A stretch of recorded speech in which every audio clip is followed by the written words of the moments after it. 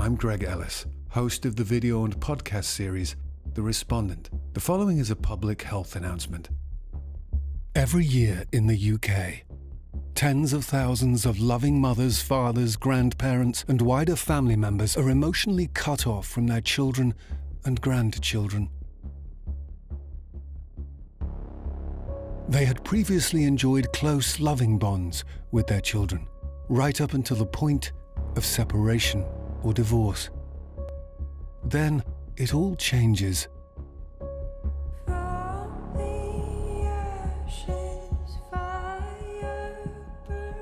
Through psychological manipulation and repeated obstruction of contact, alienating parents use their child to hurt and punish the other parent and emotionally harm their child in the process.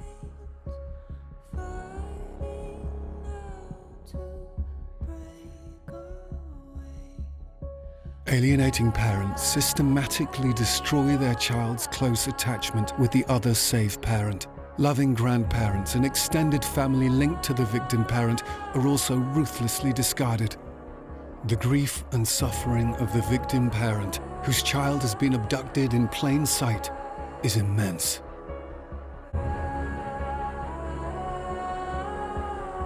Is this happening to you? Is this happening to someone you love? Then rise. The new survival guide to parental alienation. Available at www.parentalalienatiονuk.info. Proceeds will go towards the development and launch of a major media campaign to raise public awareness and create societal outrage. In the worst cases, a non-resident parent can be denied contact with their child for several years. If they do not have a spare £10,000 to spend on legal fees, they are essentially erased out of their child's life with no remedy whatsoever. How can this be humane for a child? And how can it be fair to the parent? At worst, it is emotionally violent. This is why I have suggested that alienation is a form of child abuse. It can have as devastating an impact as physical abuse and can lead directly to child or adolescent mental health problems. Parental alienation is self-explanatory. As a parental expert, coach, and child advocate who continues to navigate through much family dysfunction, it's absolutely deplorable we don't recognize such behavior. This is an issue of extreme urgency. It's damaging yet another generation of children, and we have to make it our absolute priority to address it. Alienated mother. Parental alienation has ruined my life. Those involved made things worse. As they said, there was no such thing as parental alienation, despite the V995 diagnosis in the DSM by a court-appointed psychologist.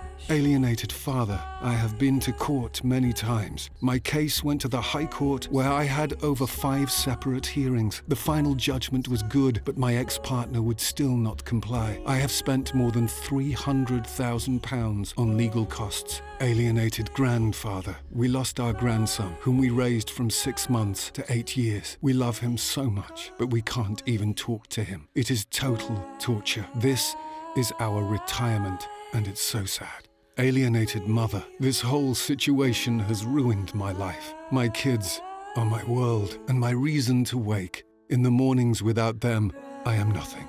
Alienated child. The impact hit me with the force of 1,000 shards of broken glass. It left me bereft of trust and with massive amounts of guilt. This is not a gender issue.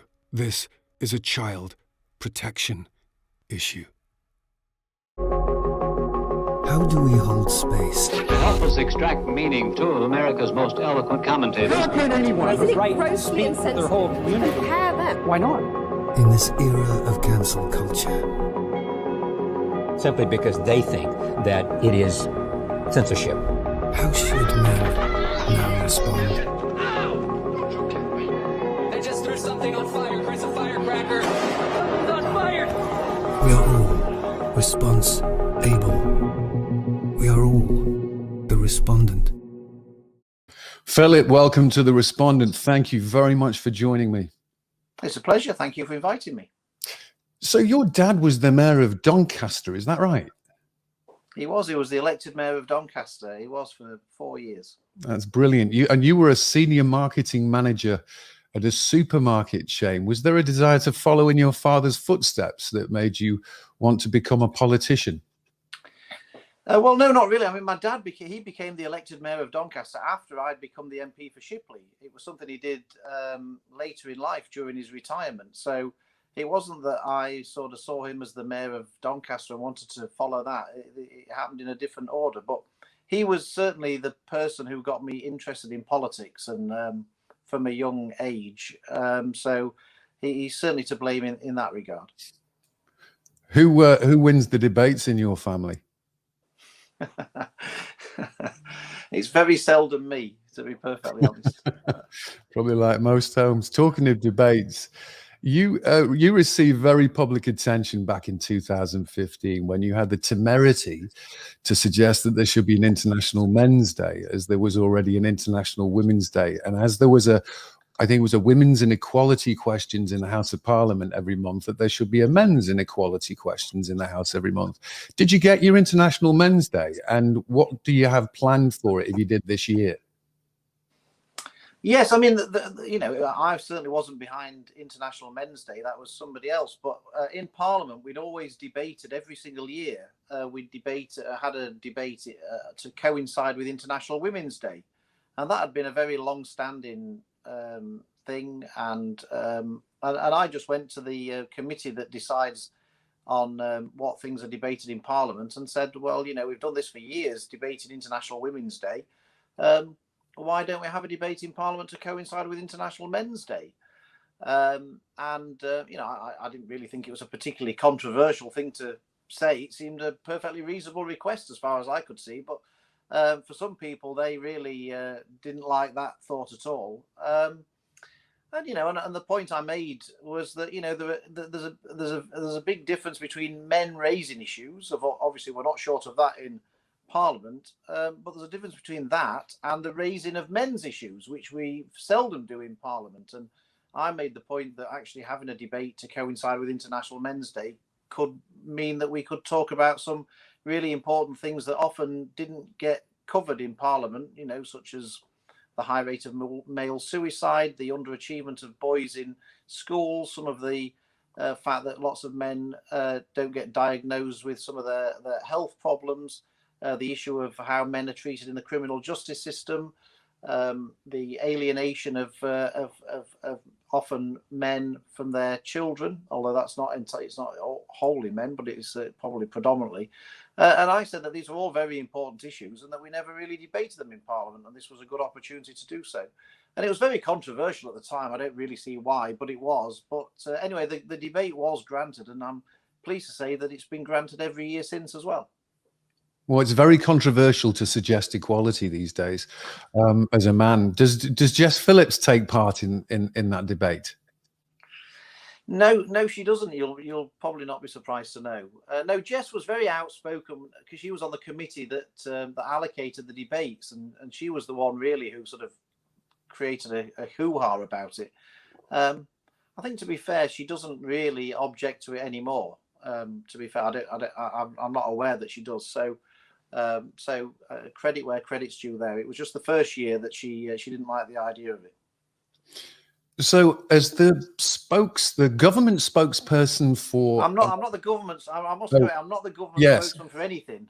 To be perfectly honest, I wouldn't want to be a spokesman for the government, and I can assure you the government certainly wouldn't want me to be a spokesman. Oh, well, forgive me. I read in numerous places that you were the government spokesperson on political correctness. Are you a spokesman on political correctness? Yes.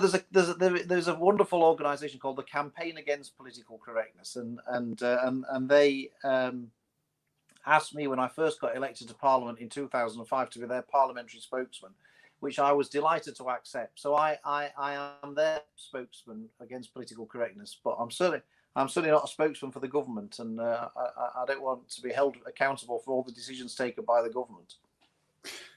Fair enough. I've been watching the political landscape shift dramatically and rather disturbingly in the UK recently. I've lived in America, in Los Angeles, for the last 25 years. The rise of identitarianism, intersectionality, identity politics, hate speech laws. I was stunned to find out that the UK had hate speech laws. I think the Law Commission's been discussing that, and maybe even today they've rejected that, finally, thankfully. You know, I think identity politics damages our sense of shared humanity and reduces empathy between groups. Political correctness and identity politics in its current form is a collective ideology, collectivist way of thinking. It does not value an individual for the content of his or her character, but instead makes prejudicial assessments on the basis of race, gender, sexuality, so on and so forth. In the name of anti-racism, identity politics has rehabilitated racial thinking. In the name of equality, identity politics has rehabilitated inequality. Mainstream and social media is so ideologically fixated around identity politics, though, that most public freethinkers will be or have been excoriated. This is perhaps best exemplified by the issue of gender equality. How do you personally combat the radical, dare I say, intersectionalist fourth wave feminists who name call and shout misogynist every time they can't win an argument with facts or reason? Yeah, I mean, you are right. I mean, I do say that, in my view, the true racists are those people who see everything in terms of race, and the true sexists are those who see everything in terms of gender. Whereas, everybody's an individual, and people have different opinions, and and particularly when it comes to politics, I've never yet met anybody who votes for somebody based on the gender of the candidate. People aren't interested in that. It's what people believe in that matters, and men and women can agree, and vice versa. People's sex should and does really have nothing to do with politics. It's what you believe in. Hence, there are lots of feminists who detest Margaret Thatcher, whereas I think she was the finest prime minister this country's ever had. So the gender of the person should and is irrelevant. I think you make a very good point about about how people leap on something and are instantly outraged. I'm outraged at how easily other people are outraged, to be perfectly honest. Everybody's always outraged about something and offended by something, people, there's a certain group of people who love to take offense, and we shouldn't. I think the important thing is you should always bear in mind that these people are not actually genuine in their being offended. It's not, it's not something that's genuine.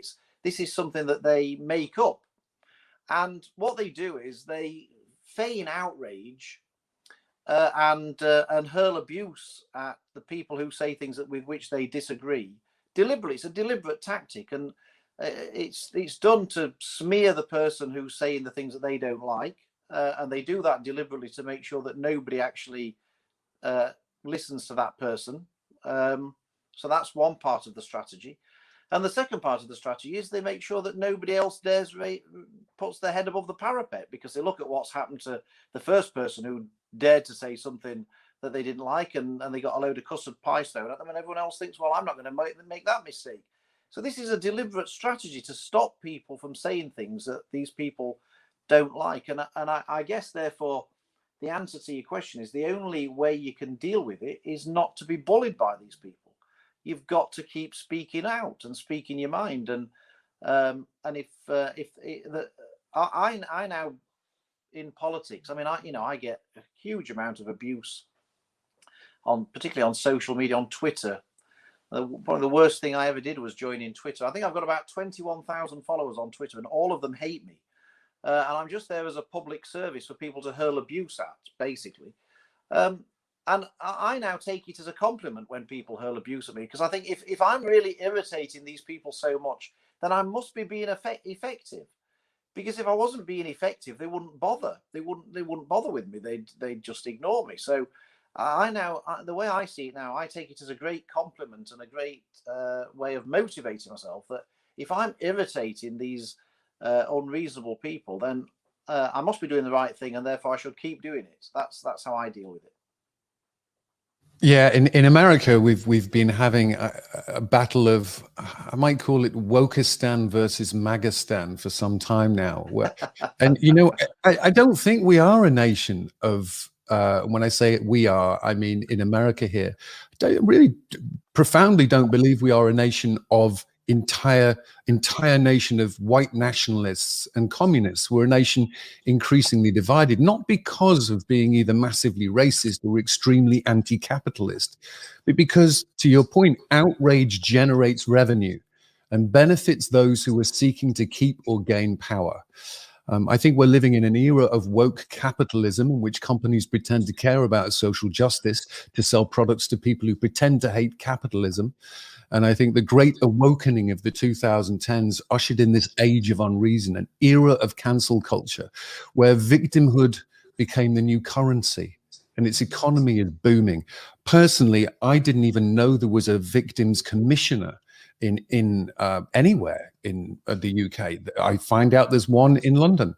I find out she's in support of bills that I believe are going to devastate families even more than the current laws already do.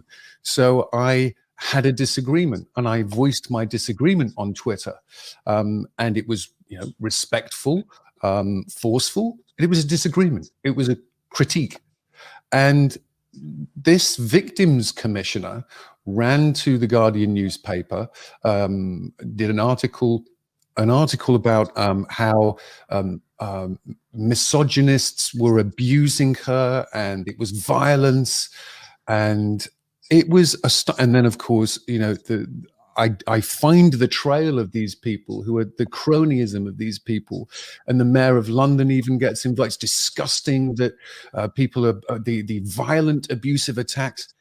It's like, it was just a different opinion. That's all. I mean, what do you say to social justice warriors or victimhood prophets, the heroes who think they are victims when they get triggered or need safe spaces to heal from the trying times of the daily events of the oppression Olympics? Well, I guess I don't really say anything to them at all, to be perfectly honest. I mean, I make a purposeful decision not to tweet. I don't go on social media, really. I certainly don't engage with people on social media. And if people want to email me, they're very welcome to, and I'll reply to their emails. But I don't engage in social media, although I do now find that people now email you simply so they can put up the exchange on social media. It's some people's desperate attempt at fame, I think, to be perfectly honest, and they'll use any attempt to try and be famous for 5 minutes or something.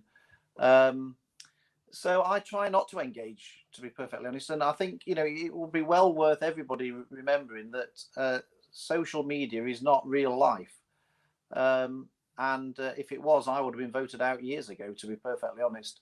You know, the silent majority in the country, you know, it does exist, and they are a big majority, but they are very silent. And I think the way that you always need to look at these things is that, you know, in a democracy, if your views are in a majority, you don't need to go rioting and protesting and shouting the loudest and all the rest of it, because in a democracy, if you're in the majority, you will prevail ultimately.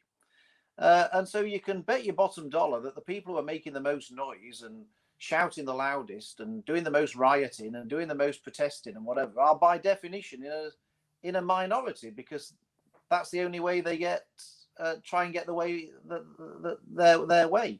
So you know, I try not to engage with them. You know, people are unreasonable. I mean, you know, the political discourse probably in the Western world, I mean, it's certainly the case in the UK, but I suspect it's just as bad in America at the moment. It's awful. I mean, it really is terrible. The emails I get sent through to me, you wouldn't even believe, simply because I believe in something different to these other people. And you know, we are going to have to make a stand against this at some point. I mean, when I first started in politics, which isn't that long ago in the scheme of things, you know, people would say to me, people who disagreed with me would say, I disagree with you. And that would be fine. Now these people say, I disagree with you and you are evil, and I hope your children hate you for the rest of your life. And I've no idea what's happened in the meantime to to justify that change in political discourse. But it's certainly unhealthy, and I certainly wouldn't recommend anybody goes into politics now, to be perfectly honest. If anyone said to me they were thinking about doing it, I would tell them to avoid it at all costs, because it's frankly deeply unpleasant. Yeah, I can't imagine what it's like to be in politics at a time when political correctness and identity politics is de rigueur. I tell you what I do, Philip. I put on my superhero cape of heterodoxy, widen my window of tolerance, and fight my 3 greatest nemesis.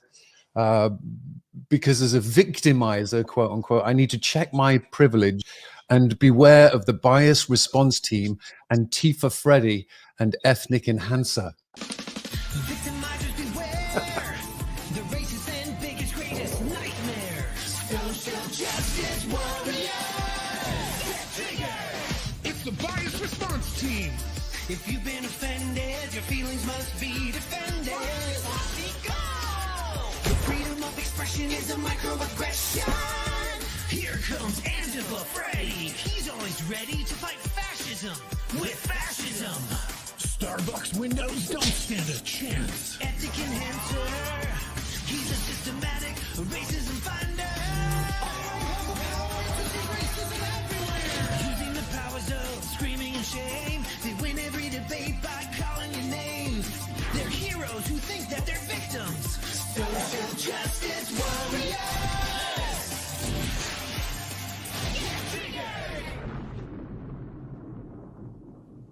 Remind you of any of your colleagues in the House? maybe one or two. You should speak to. You certainly should speak to, if you haven't already, Toby Young in the UK, he runs something called the Free Speech Union, defending free speech, and he always refers to, which always entertains me. He always refers to, I think he calls them outrage archaeologists. That's right. People who dig up things from years ago that somebody might have said that people could be outraged about, that nobody else ever knew about or had ever drawn attention to.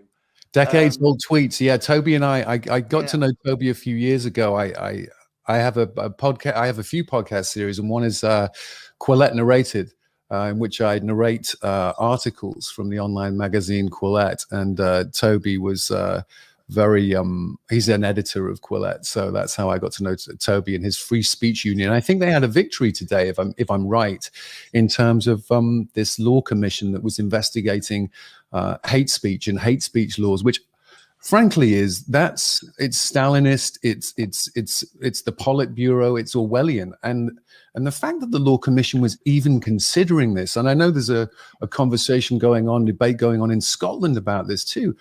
How did we get to this place, Philip, that we're even contemplating speech laws and policing people's speech? Yeah, well, we do. I mean, we do have we do have an issue with hate speech.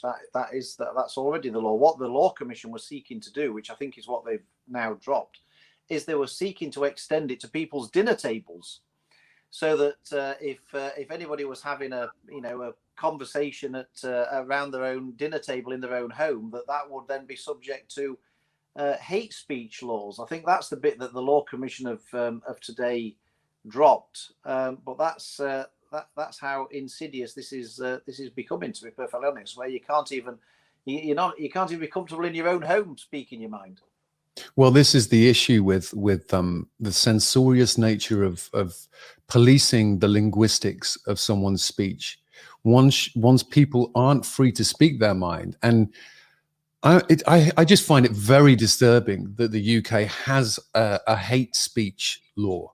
There should not be one unless there's an incitement to violence through speech. And I want people's speech to be free enough that when they do incite violence, we can hear it, and then perhaps we can act on it if it's a crime. But I guess that's a whole other subject for another time. I'm really concerned about that. I didn't realize that the UK had got to that place. I spoke with Lawrence Fox recently, who's leading the Reclaim Party, about the notion of why we aren't introducing free speech laws and being proactive to protect people's freedom of speech. Particularly those, on the show I had I invited a leading member of Antifa and the Proud Boys on. probably couldn't get more extreme in terms of political ideology. And yet, bringing people together from the extremes to have the conversation and talk freely without the threat of law enforcement and the state coming in to control people's speech is vital.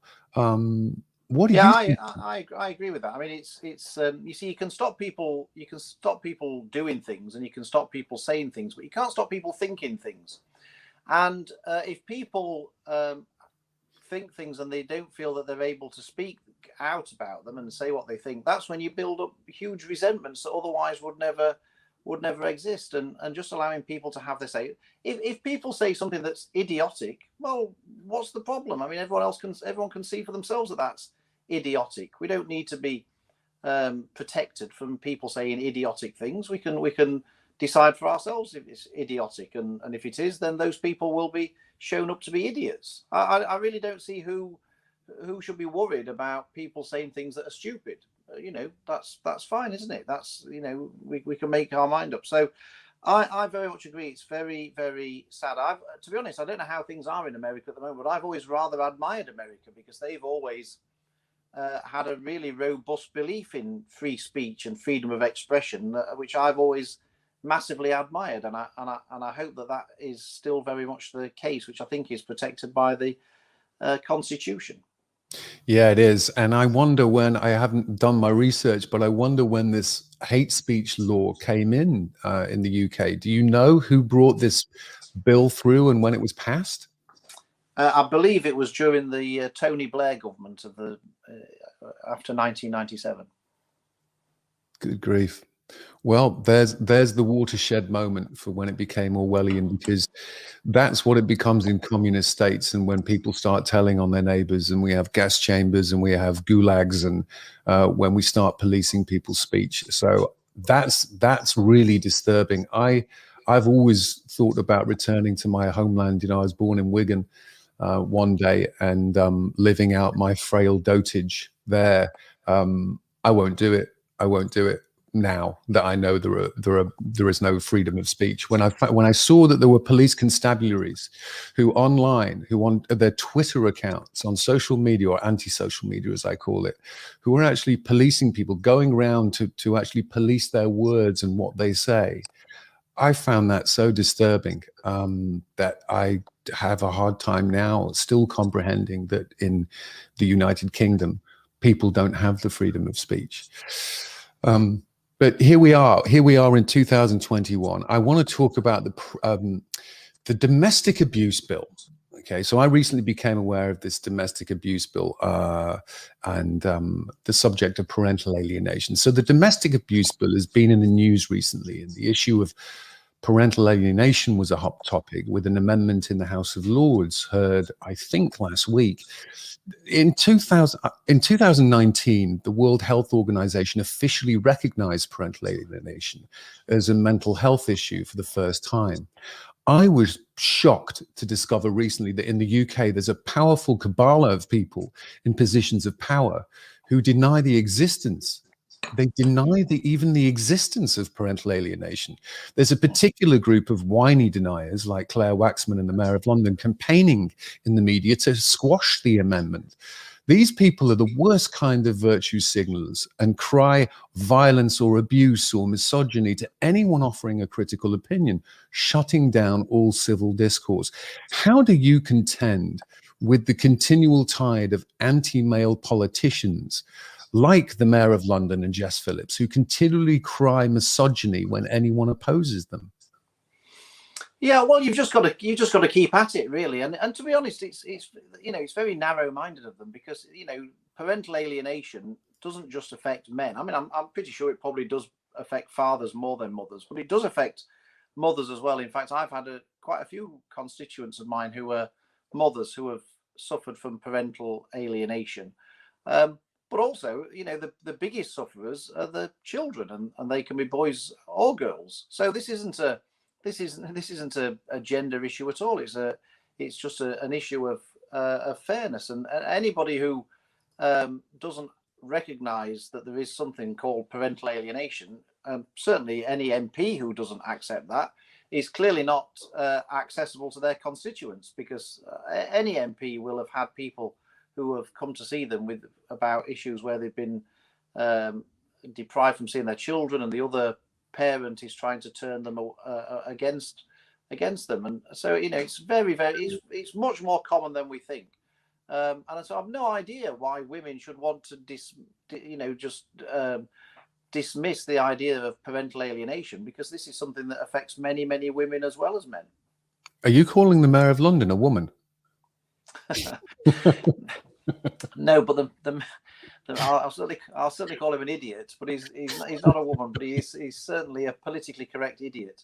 Yes, I would agree. Very, very serious. It's heartbreaking. It's literally heartbreaking what happens. And I actually spoke at some community groups in my constituency in Yorkshire about the issue. And I said, I bet there's some people here who have experienced parental alienation, or there'll be grandparents who are in that situation, or their sons or daughters have. I was astonished at the number of people who said that in their family they were suffering from parental alienation. This is much more widespread, I think, than most people imagine. And Baroness Mayer in the House of Lords did a great job with her amendment in this. I put down an amendment in the House of Commons about it, which unfortunately wasn't accepted. She put one down in the House of Lords and did a brilliant job, actually using her own experience. But we'll keep going. I mean, the government have moved on this. I'm pleased to say our amendment to put it on the face of the bill wasn't successful. But the government have now, as a result of the pressure that we put on them, have agreed to put it in the statutory guidance as an example of controlling and coercive behaviour. So the domestic abuse bill will, along with the statutory guidance that goes alongside it, will at least acknowledge that there is parental alienation that happens, and that it is an example of controlling and coercive behaviour. So that is a big step forward. And it is a defeat for those people who want to try and pretend it doesn't happen. So I appreciate what you're saying. It seems like a Pyrrhic victory to have it in there that we're acknowledging that parental alienation happens. Of course it happens. The fact that we're having the debate that it actually happens and an acknowledgement in a bill is seen as a success is disturbing to me. And I wonder why the government's refusing to accept parental alienation as a form of abuse and child abuse. And for those who don't know, who are watching and listening, the DA bill, the domestic abuse bill, is a government bill in the UK intended to increase awareness of domestic abuse, strengthen support for victims, and improve the effectiveness of the justice system. It actually does the opposite, I believe. Victoria Atkins MP, the Minister for Safeguarding, whatever that means, I don't know what that, there's all these new ministry positions come up in the last few years, like Minister for Safeguarding, Minister. I hear there's a Minister for Women and Equality, and is there a Minister for Men and Equality, or is there a Men's Minister? Anyway, regardless, she introduced the bill, Victoria Atkins. In it, she cites statistics that do not tell the whole story. For example, she writes, there are some 2.4 million victims of domestic abuse a year, aged 16 to 74. 2/3 of whom are women, and more than 1 in 10 of all offences recorded by the police are domestic abuse related. Yet what she fails to mention, Philip, is that over 2/3 of all reported incidents of domestic violence reported to the police are false. So as well-meaning as the domestic abuse bill is, it would further condemn even more innocent parents into a catch-all of guilty till proven more guilty in our family law courts, shattering families, ruining parents and children's lives, and creating more fatherless children. So why is your government, and I say your government because you are a Conservative, even contemplating a bill that is not in the best interest of the children? Well, I mean, I'm not sure I'd fully go along with that. I mean, the domestic abuse is a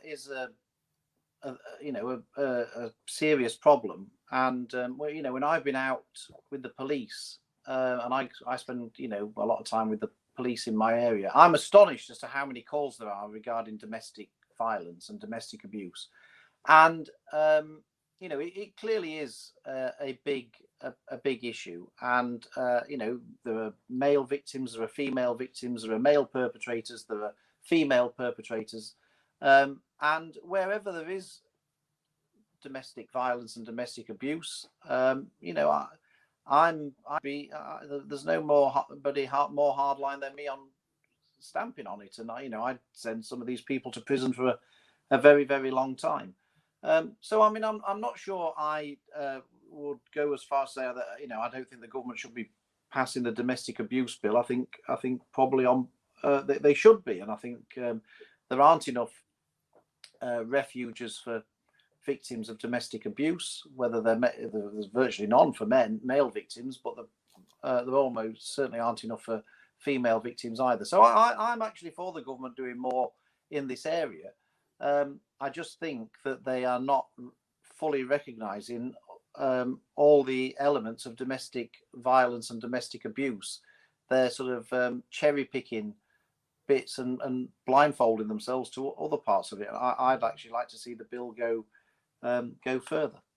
Well, I agree with you. We're in agreement that domestic violence and domestic abuse is abhorrent, it's wrong, and those who are found guilty should be brought to task and serve prison sentences. That having been said, we can't have it as a catch-all when there are more than 2/3 of these allegations are found to be false, and it's used as a silver bullet to ruin the lives of families. And the way the bill is worded is important, and the way this bill is worded and how it was put forth by Victoria Atkins, I think is going to make the situation in the UK even worse. There is a simple solution to this, I think, Philip, or well, maybe not simple. Make all allegations of domestic violence criminal. Take them out of our family and civil courts where allegations are based on hearsay that put the burden of proof on the accuser, not the accused.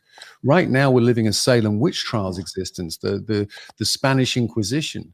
You know, we have to have a legal system where innocent till proven guilty is the order of the day, and parents can be tried before a judge or jury of their peers, so that the jurisprudence that murderers, rapists, and child molesters receive is afforded to parents who are falsely accused as well. 2/3 of all accusations are false, remember. No, I do. Sorry, Greg. No, I do take that point. In fact, I did actually table an amendment to the bill, which actually was to make a false allegation of domestic abuse itself, and that should be, you know, a part of the criminal law in this bill. Again, that was for that reason, because I mean, not only is it terrible. I mean, if we all agree and accept that domestic abuse is terrible, which I certainly do, then being falsely accused of it is also clearly terrible, isn't it? To be falsely accused of something as terrible as that and you haven't done it is unforgivable. So of course, the issue with that is if you then have you bring the people who are accused of who make false allegations, and you try and make them accountable. How do you disprove the unproven in the first place, or prove what is? It's like, you know, accusing. That's my point.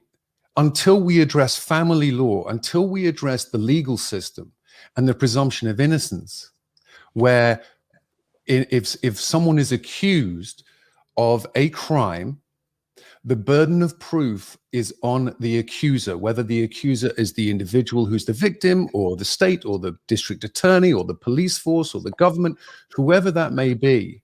Until we address that, we're in the tumbleweeds, and we're just going to get worse.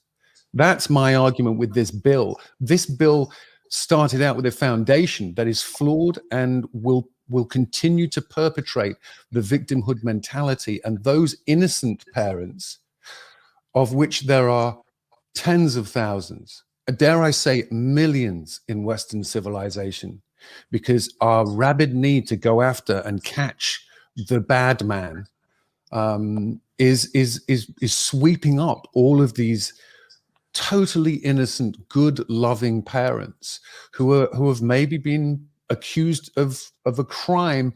They don't get discovery. It's hearsay evidence. The police are in an impossible position. So that's my issue with this bill.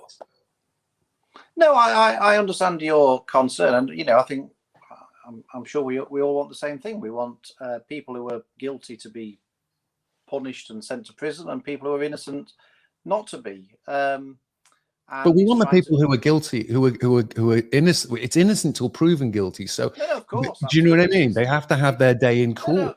No, absolutely. But you know what we've got to try and do is find a system where, as I say, the people who are guilty of domestic abuse are punished, brought to justice and punished, and those who aren't, and those who make false allegations are also brought to account. I mean, it's about making sure that we strike the right balance. And as I say, I think it would be better if it was clearer that anyone guilty of a false accusation was facing the criminal law. I mean, they can be charged for perverting the course of justice, I guess, but I don't suppose that happens very often. And by that time, of course, the damage has been done, hasn't it? I mean, that's the whole. That's the strategy. That's the playbook. That's the playbook in family law these days. That these attorneys like Dr. Charlotte Proudman and all of the divorce lawyer industry lobbying group, and I've just become aware of them in England as well. I'm getting used to connecting the dots and their names. It's in America. It's a $55 billion a year industry, and once you're accused and found guilty until proven more guilty, the damage is done. So no amount of bringing the person who makes the false allegation to justice, which rarely happens, is going to change the fact that that individual who's been the victim, the true victim of the false allegation, their lives are ruined, reputation savaged, lose their kids, many times homeless, and then we have these single parent families and fatherless homes. Yeah, no, it's absolutely, it happens, and you know, I'm aware of people who've had false allegations made against them, and all to try and deal with custody battles and things like that. And yeah, no, it's tragic, and ultimately the biggest victim in all of this are the children. That's the point. They're the ones who suffer the most from all of this. Who are your colleagues in the government who, and I agree with you, it really is devastating for children's psychological realms that they grow up with a split psychology of loyalty and betrayal to one parent, the other. And this, I believe, the breakdown of the family is the single biggest civilizational catastrophe we're facing today. And I think unless we actually tackle this head on, and the people who are making counterintuitive, paradoxical arguments and dragging this conversation backwards into a place of, well, it's a success that we acknowledge parental alienation it is actually a thing. I mean, frankly, it's ludicrous to me. It's ludicrous. It's dastardly and despicable that we are not addressing these issues and being upfront and transparent about them. And people, you know, like the Change for Children that helped Baroness Catherine Meyer draw up this amendment to the bill. That should be at the heart of the bill, not an amendment to the bill. But anyway, I digress. Who are your colleagues in the government who are the most vehemently in support of this DA bill? Well, I mean, I don't think you can pick anybody out. I mean, the domestic abuse bill went through the House of Commons unopposed. Nobody voted against the domestic abuse bill, so I don't think I can. I can pick anybody out. It's and my amendment didn't carry much favour. Like I say, the best I could achieve was to get it put in the statutory guidance. But you know, it's battling on these issues tends to be a pretty lonely business. I get it. I understand. It must be very, and it's, you know, it's very disconcerting to me to read from the outside what's going on. So, you know, to know there's someone in the House of Commons who's at least, you know, a lone voice, but a loud lone voice is so vital for families in crisis and parents who are, and grandparents and children who are dealing with this issue. Well, look, you've got to bear in mind, you've got to start somewhere with these things. And I mean, I don't, you know, I don't get deterred by these things. I mean, I always remember back in 2005, I was the only MP who argued that we should leave the EU. You know, I set up a group in Parliament called Better Off Out, arguing why we would be better off out of the EU. And when we started, there was only me. And so, you know, I don't get deterred by that, because I think that if you've got a good argument and you are right and you've got lots of public support, I'm an optimist. I believe you will get there in the end. You might not get there quickly, and in politics things rarely happen quickly. But I think you've got to keep at it, and if and that's so. I don't worry that I'm on my own and you have a vote and there's just me and you're a lonely voice and you're ridiculed and all the. I've been through all of this before. I went through all of this when I was arguing we should leave the EU back in 2005. So I don't worry about that. You've got to make the case, and it's the strength of your argument that will win ultimately, not the numbers who are supporting you when you start. Yeah, and I say you have been a lone voice. Well, you're not a lone voice. You are someone who is obviously you have the support of your constituents in Shipley in West Yorkshire, who I admire. You've been an MP since 2005. To be an MP, and you strike me as a politician who doesn't play politics too much, and by that I mean, you're pretty straightforward. You speak your mind. You want to go through reason and rationale. You're more about heterodoxy than orthodoxy, and you're willing to stand and have a debate on the merits of the facts rather than some supposed I don't know if it's oppression Olympics or I mean, I'm reminded of Ricky Gervais. I believe his quote: "Offence isn't given; it's only taken. And if you choose to take offence, that's on you." We've become a mollycoddled society. So let's talk about family law for a moment. The court's attention, as I see it right now in family law, divorce court's attention is focused on the bad behavior of the father predominantly. And although gender roles have evolved, family law is still in some ways stuck in the outdated 1960s attitude that the mother is the caregiver and fathers are much of the time expendable. Worse still, there is no legal remedy for any father who has been targeted by an alienating parent. And today, an estimated 1 in 3 American kids live without their biological father in the home. These children are at greater risk, to your point early on this show, of having more difficult lives according to just about every measurable metric. For example, they're more likely to misuse drugs, experience abuse, or go to prison. They're more likely to misuse drugs in ways that will potentially cause death, suicide, social isolation, drop out of school, twice as more likely to drop out of school and live in poverty, 7 times more likely to become pregnant as a teen.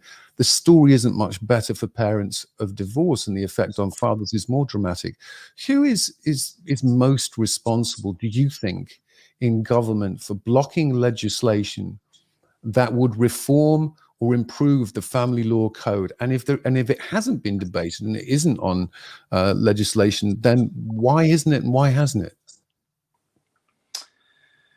Oh, blimey! I mean, they're big questions, which I'm not sure are easy to answer as to But yes, I mean, there is clearly a bias in the family courts. I mean, it will always be, virtually automatically presume that the custody will be given to the mother over the father, and whether that's the best thing for the child or not.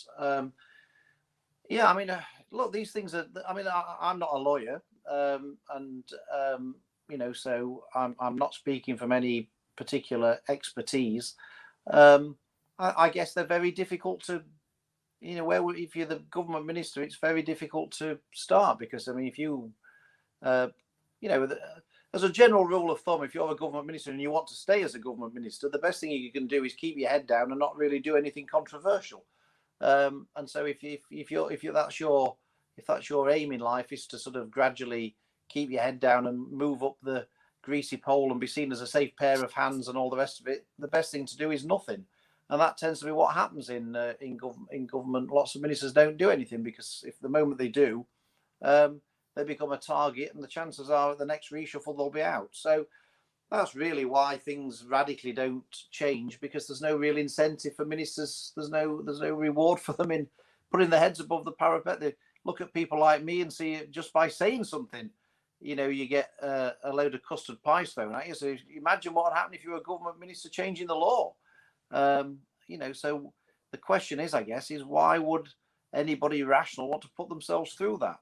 They don't. So consequently, they don't make these radical changes. That's why these very noisy, abusive people on social media win all the time, because people think, well, look, I'm not going to get into all that.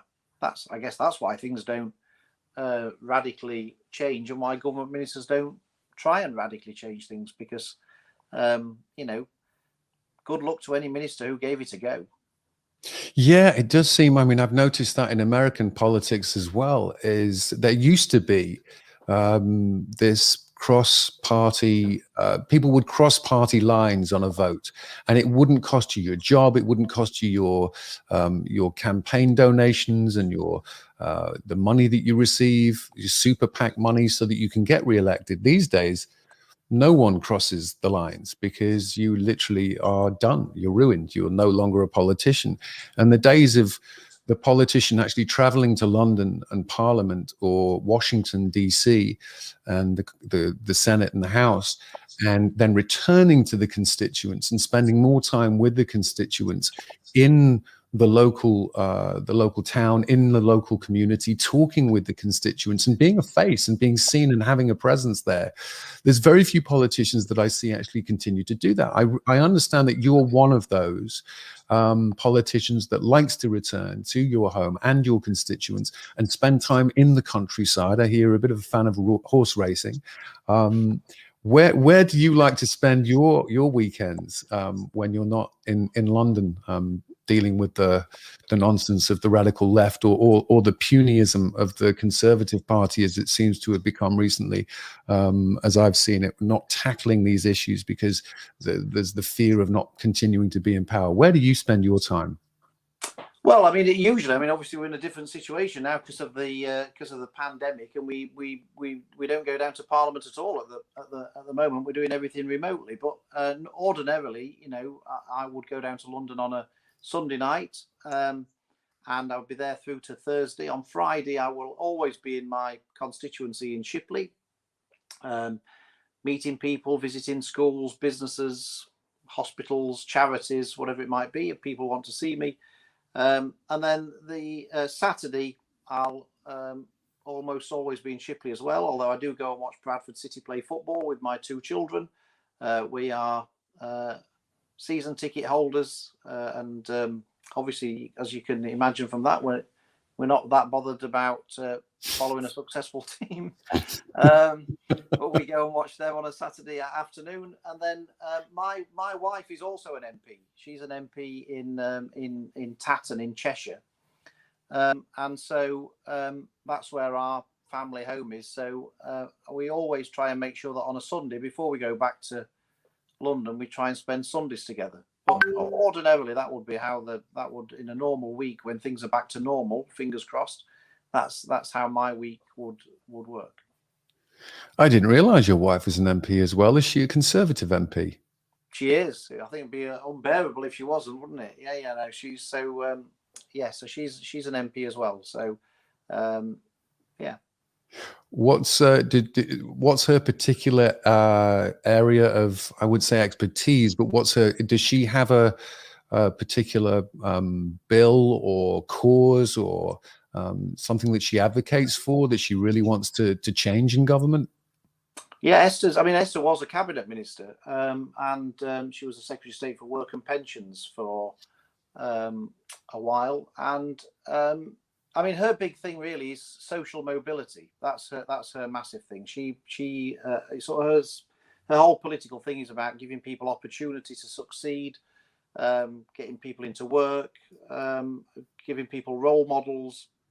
That's her great passion is social mobility, and trying to get people, who come from the poorest areas to have the opportunity to fulfill their dreams. And she set up a charity called If Chloe Can, which is all about that. So that's her main passion. That sounds wonderful. So very briefly, we've got about 5 minutes left. This lockdown, okay. I anticipate this the argument for lockdown continuing to have diminishing credibility as the inevitable Scunthorpe variant or Doncaster variant rears its hyper-transmissible head at some politically expedient time in the near future.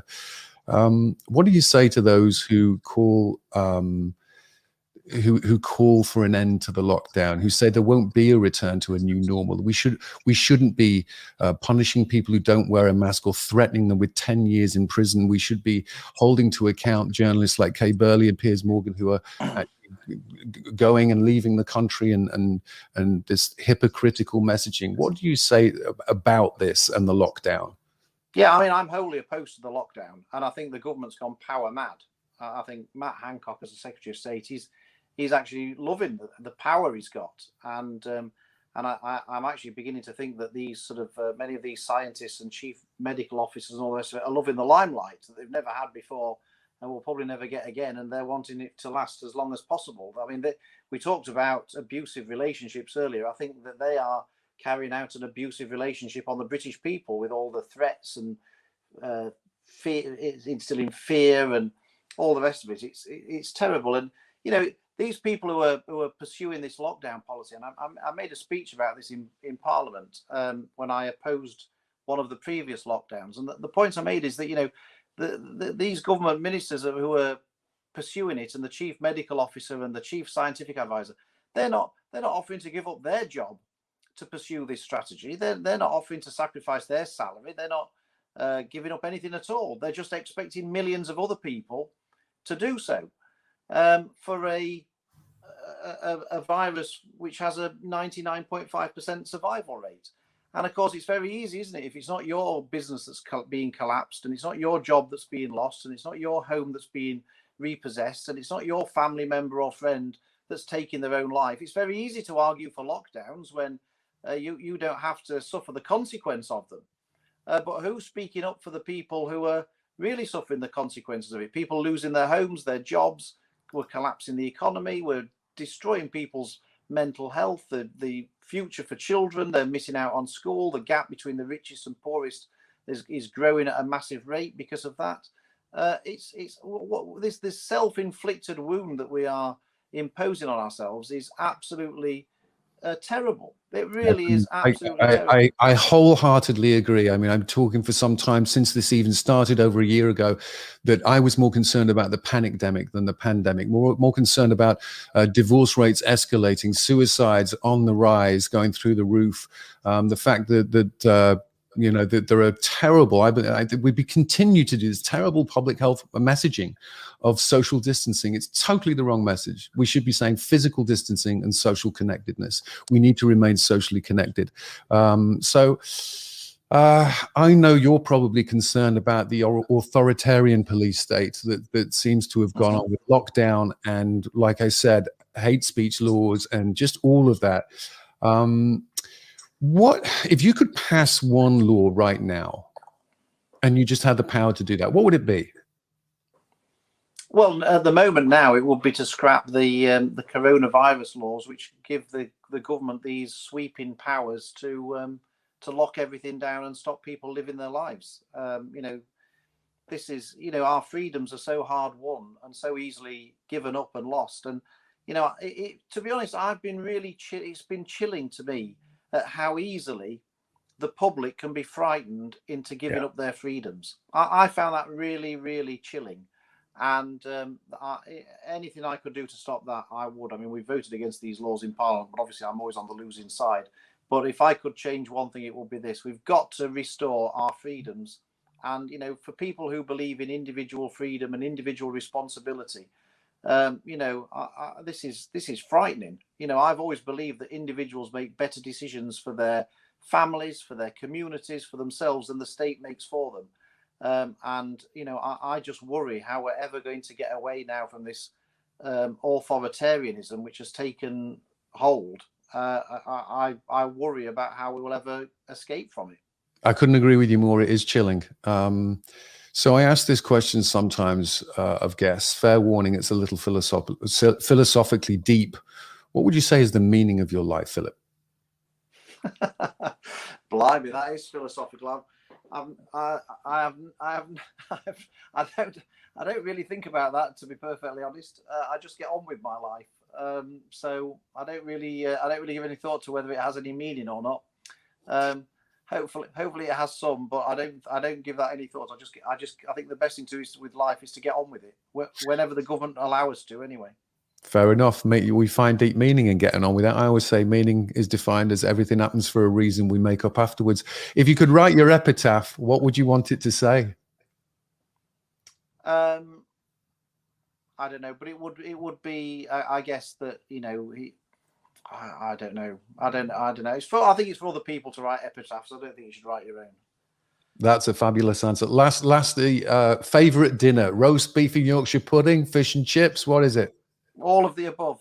I'm with you. I think if I could have an ideal day, it would involve a full English breakfast. That would probably be the most important bit. And talking my language. Either for lunch, fish and chips, or a roast beef and Yorkshire puddings, and then at night it would be a curry. I mean, that would be a perfect day. I love food, and unfortunately, there's a direct correlation between how unhealthy something is and how much I like it. That's the well, our full dinner menu plate is almost identical of our favorite dinners. I would just change fish and chips to double sausage, chips and gravy. And if I could select a place, it would be the Swan Fish and Chip Shop in Southport in Northwest England. Philip, it's been a real treat to have you on show. Will you come back again sometime? I'd love to. Thank you very much for inviting me.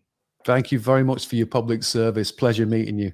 And even though you're from the wrong side of the Pennines in England, I'll forgive you for that. You had to go there. The War of the Roses at the end with Philip Davies MP. Thanks very much, Philip.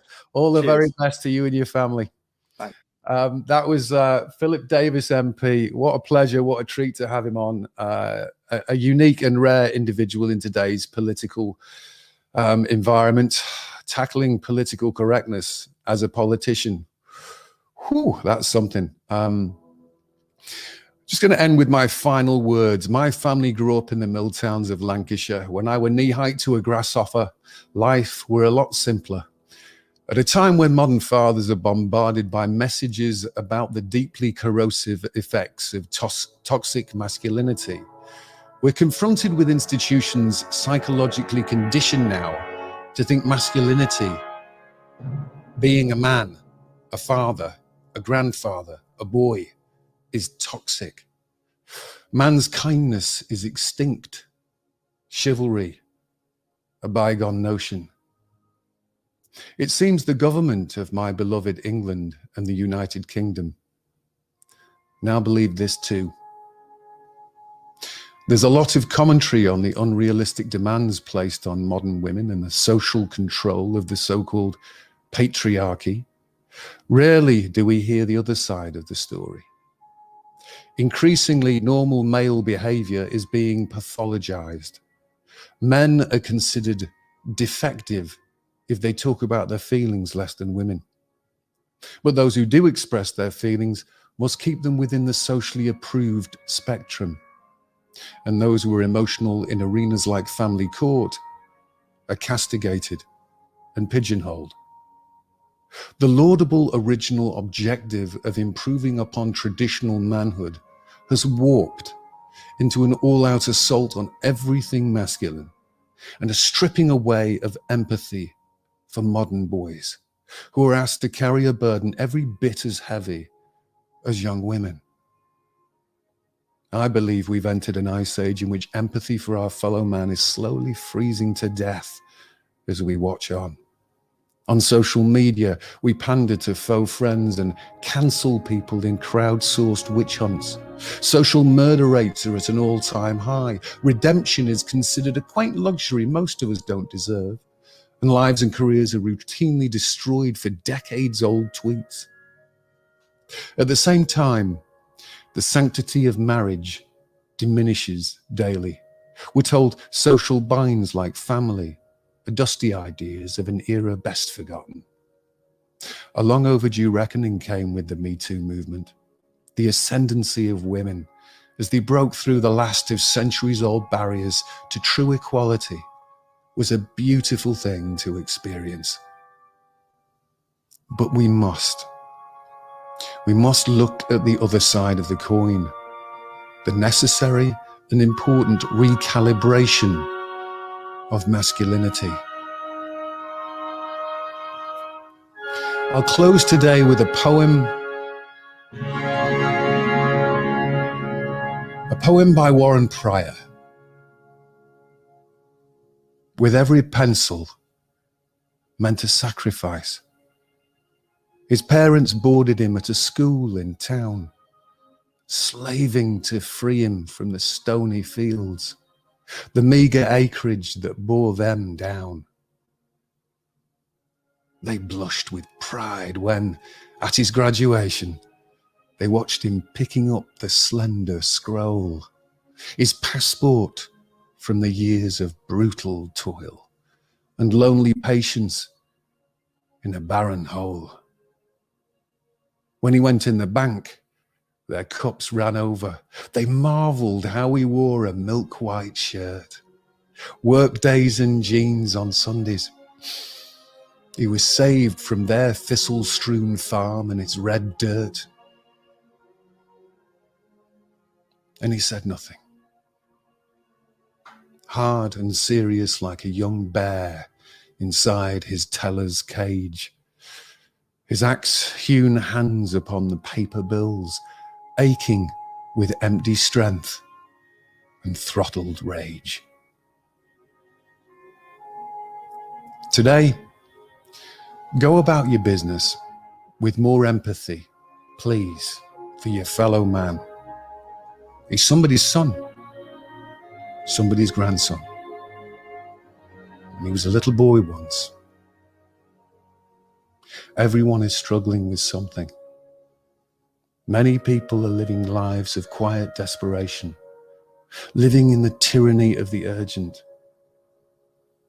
Let's not alienate any more parents. For anyone watching who's been alienated from their parents or children, remember, every parting gives a foretaste of death. Every reunion, a hint at the resurrection. I'll see you on Sunday for the next episode of The Respondent. Be well.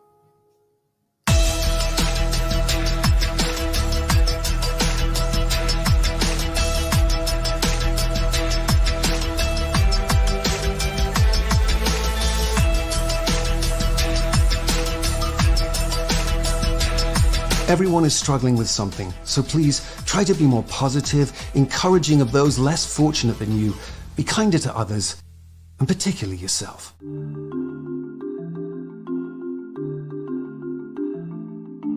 Discern between what's a problem to solve and a difficulty to endure. Nothing in between. A pocket oracle of philosophical quotes. Available now at realgregellis.com.